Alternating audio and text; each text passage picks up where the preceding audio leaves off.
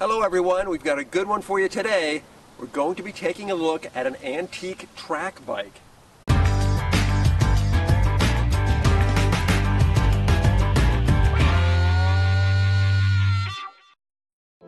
The sport of track racing was very popular in America from the late 1800s to the 1920s. It had everything: speed, danger, and intense competition. Back then, the possibility of a racer being seriously injured was high. Some racers even died on the track from a bad crash or even from hitting a splintered piece of wood from a poorly maintained track surface. Americans flocked to the tracks in great numbers. The infamous six-day races were attended by the ultra-wealthy and the most famous celebrities. At some point, the fickle sports fans moved on to motorized sports.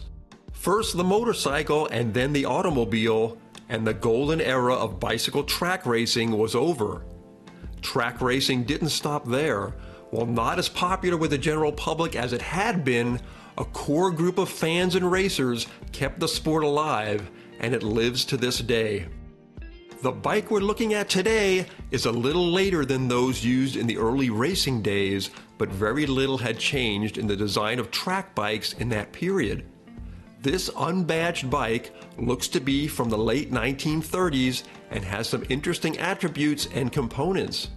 The most shocking thing to me about it is its weight. The bike weighs in at 21 pounds, about the same weight as a few of my modern steel bikes. First, let's take a look at the saddle. This is a Persons Track Racer saddle, also known as the Persons 4-rail saddle.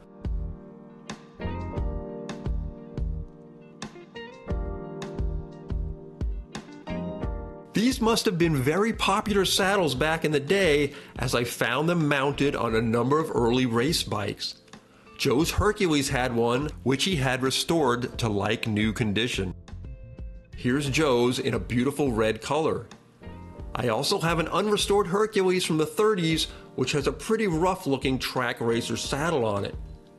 The earliest mention of the track racer I can find is from around 1915. This circa 1915 catalog advertised it along with many other Persons saddles and bike-related items.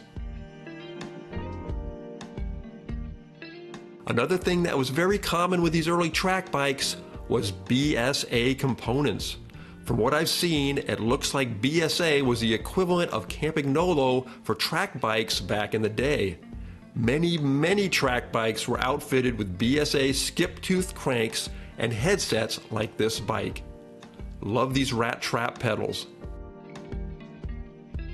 Classic cork-filled handlebar ends. The stem on the bike has been re-chromed at some point, but you can still see the oxidation on the inside of the stem. Some call these adjustable stems Major Taylor stems, as he did use these when he raced.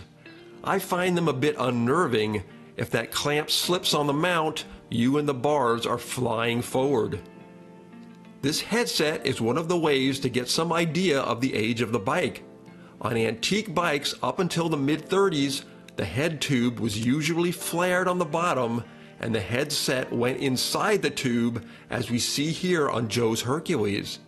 In the late 1930s, we start to see a new headset design with a straight head tube that inserts into the headset. That helps us date this bike to at least the mid to late 1930s and no earlier. The American and Canadian track bikes seem to adopt this new style headset faster than the Europeans, but after World War II, it became popular everywhere. On to the rims and handlebars. Surprisingly, aluminum as used as a bike-making material has been around for a long time.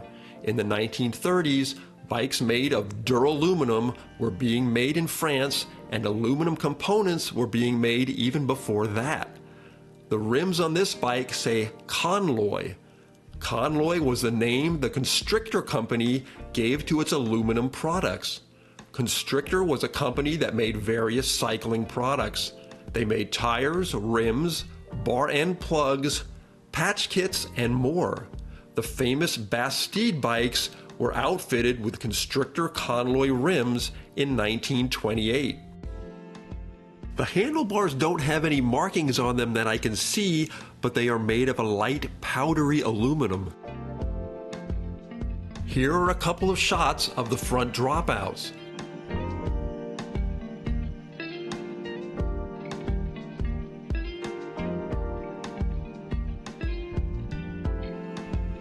And here are the rear dropouts.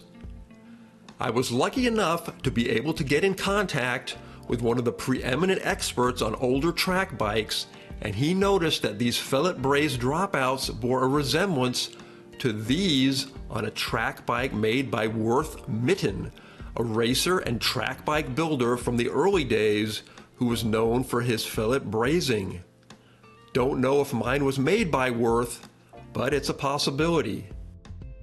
And finally, here's the bottom bracket shell, well marked, but from my research, I haven't been able to place any of the markings with a specific maker. Thanks very much for joining us as we took a look at this antique track bike.